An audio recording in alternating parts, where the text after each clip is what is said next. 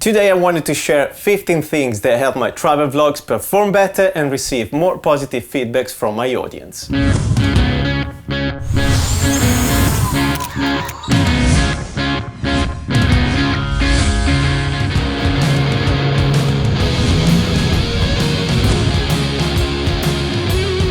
What's up guys, Mamo Hair here, thanks for stopping by. So I've been making videos and vlogs since 2001 now, when I got my first mini DV Sony camera. Yes, old school. Yes, it has been a long way and I'm still learning day by day, and that's why I want to talk about my learnings. So let's not waste any extra time and let's get into it. Point 1, I learned to be informative. First of all, I personally differentiate a holiday video from a travel promo trailer from a travel vlog. In the beginning, I was actually making holiday videos where, I was going somewhere with my friends and I was filming all the silly things we were doing without really engaging with an audience at all. Something like this video, for example. Look at those quality graphics.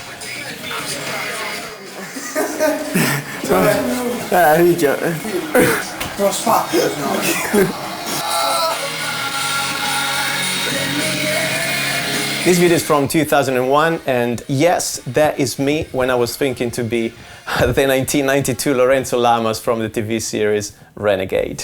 Framed for murder, now he prowls the Badlands, an outlaw hunting outlaws, a bounty hunter, a renegade. Now, you as a viewer, why would you watch 10-20 minutes of me, someone you don't even know, and my friends doing random things without really giving you anything to grab onto? What would you get from this video? Like nothing. And that's why you would leave my video after 20-30 seconds. So that's when I understood that I needed to start making travel vlogs instead. A travel vlog for me is an informative, online piece of content, something that can be useful to my audience to achieve a goal, or maybe to learn something new. It's a video where I share tips and I help you avoid the mistakes I made. Maybe something like this instead.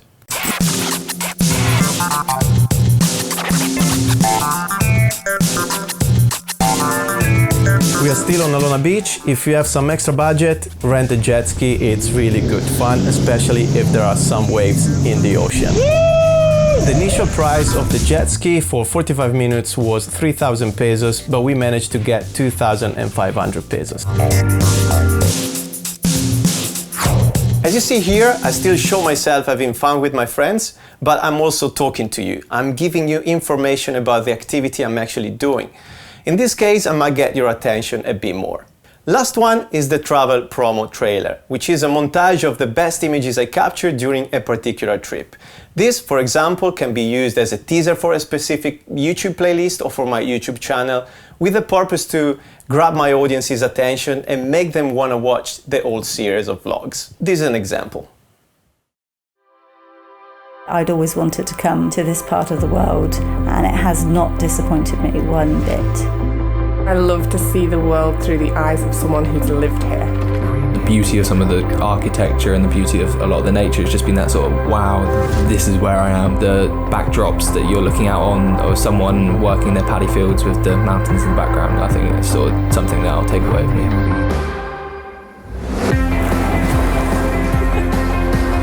I'd sort of fall in love with Vietnam. I came here expecting a holiday and it's turned out to be more like an adventure. Whether you're a foodie or a history buff, this is a great place to visit. The feelings that I felt, it's almost lit a fire of hunger for travelling. The entire trip has absolutely blown my mind. I'd recommend Vietnam in a heartbeat. Just enjoy everything you can while you're doing it. Cool, now that we're on the same page and I explained what a travel vlog is to me anyway, let's jump to point number 2. To choose a subject and stick to it. Before going out there and start filming a vlog, I usually think of what I want to talk about, and I only cover that subject in this particular video. In this example, I wanted to show 6 unique beaches in Boracay, and so I did from start to end. I didn't cover anything else, not the food I ate, not my singing skills or how bad I swim, but just the hunt for the best beach. I want to go and check the best beach of Boracay today. Let's start the day. Let's roll.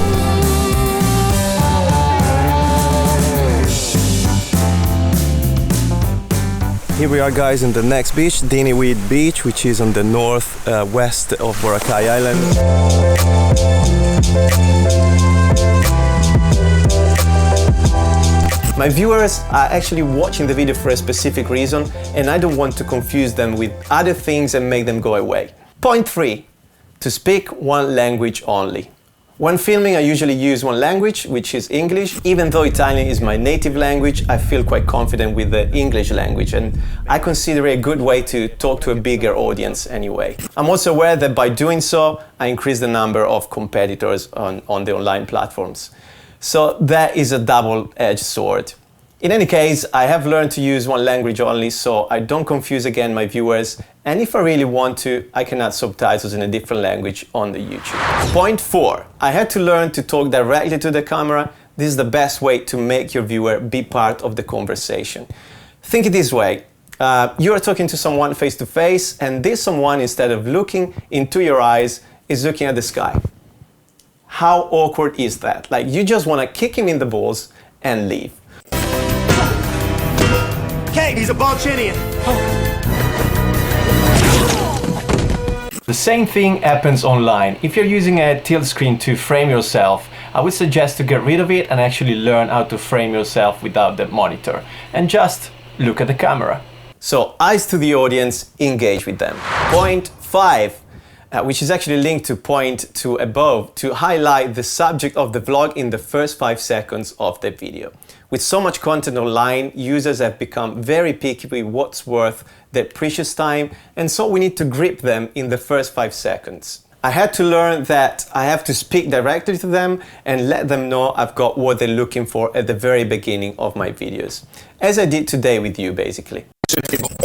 Today I wanted to share 15 things that help my travel vlogs perform better and receive more positive feedbacks from my audience.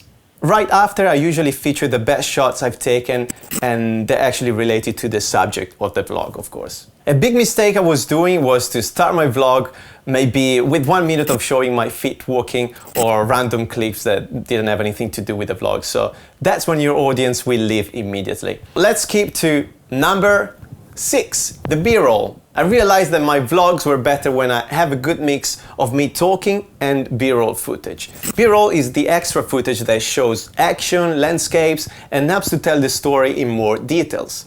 My ugly face only, for example, can result boring to look at, and B-roll only can make the viewers feel like they're just watching a screen without really being immersed in the conversation. That's why it's important to have a good balance of the two. Point 7.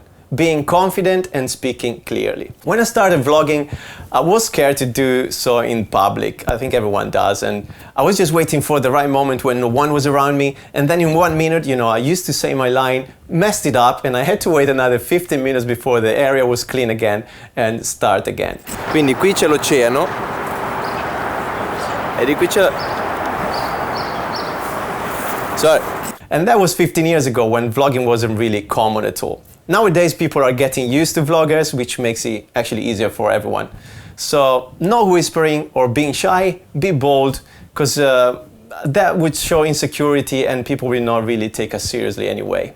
And that stands for anything in life, I guess. Point 8, not talking in the wind. How many of us are doing this? Hands up. I know sometimes we are outdoors and we want to comment on something that's happening, but the wind blows into the mic and the audience cannot hear crap or what we've said. We are on top of the mountain here, and we just saw some white horses, so it's drone time. Now, as I wanted to make better vlogs, first of all I had to buy a windscreen for the microphone. If I really want to talk with the wind, then I make sure I listen back to the clip when I finish and I see if it's clean. If it's not, then I either film it again or I add a voiceover when I'm indoors during the video editing process. Point 9, the light, very important. And here again I refer to the quality of our filming. If I'm outdoors, when it's possible, I take an extra 10 seconds to see where the light source is placed, and I try not to keep it at my back. In that way I can avoid creating silhouettes or weird shadows, especially on the face. Unless of course I do that as a stylistic choice.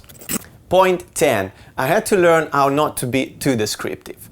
I used to do this a lot, describing anything I was seeing or doing. Something like, I can hear the sound of the water, now I'm crossing the bridge, and I'm walking. The bridge is made of bamboo, and today is a nice sunny day. My audience is watching the video. you know, they can see things. They can see how the weather is like, or that you can walk. I don't have to repeat those actions with words. Instead, as I mentioned in point 1, I try now to give information. Maybe I try to give the history behind what I'm seeing or doing. We just visited the Terme di Nettuno, which are the Neptune's bath. In the ancient Rome, the baths were used as a community place as well, where they could discuss about politics and all the different methods of life anyway. Right, point 11, choosing the right soundtrack. We are now in the video editing process. We so easily forget how important the audio and in particular the right choice of music is. I always try to keep in mind what I want to tell through the vlog, what kind of mood I want to project, and I spend some time to look for the right track. I cannot use a track that doesn't match with my visual clips. Check this example. I'm going to use the same clips but with 2 different tracks. Version 1.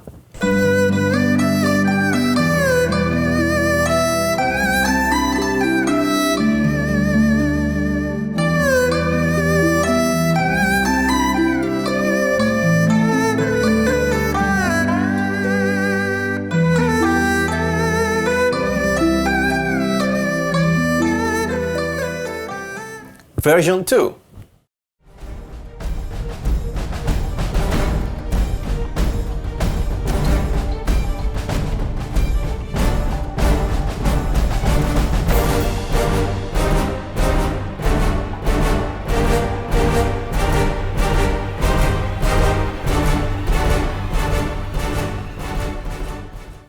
So, which one makes more sense to you? Point 12. Following the track's rhythm. Still related to the music, I think it's very important to give some rhythm to the edit, following the build-up of the song. You know, that's very important. There are sections of the vlog which are faster and funnier. As I go walking this land of fathers, I see dreams and the buildings they wrought. I see mountains and sections which are a bit more emotional and slower. You taught me love could never last, and all my plans are now committed to the past. There's one thing that So I usually try to mix things up and not having a flat and monotone edit. Point 13, choosing the right duration for each clip. Again, this happens in the editing process. I try to find the right duration for each clip. And this duration usually depends on the action shown in the clip itself. I used to leave clips running for like 1 minute because I wanted to show, for example, my journey from the hotel to the bus I was taking. And that is an infinite amount of time in a video, and there's no need to do that. Also, I was speeding up the clips to make it shorter because my actual walk from the hotel to the bus was 5 minutes and I wanted to fit it into a 1 minute clip. This is such a cheap looking effect too. I could show the same journey with 3-4 different shorter clips instead, which are much more engaging. Also now I feature in the clip the actual action only most of the time, and I try to make sure I grab the right moment of the action and I give to the viewer the right time to grab and enjoy the image. Have a look at these 2 examples. In this version, I try to show the right time of the right action.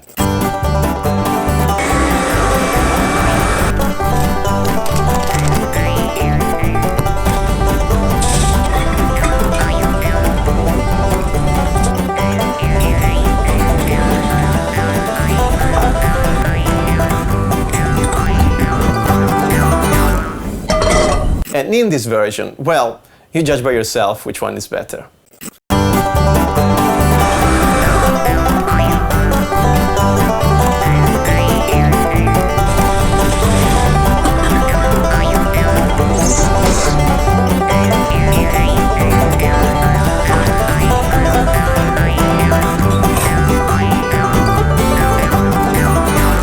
Point 14, using transitions appropriately and finding my own style.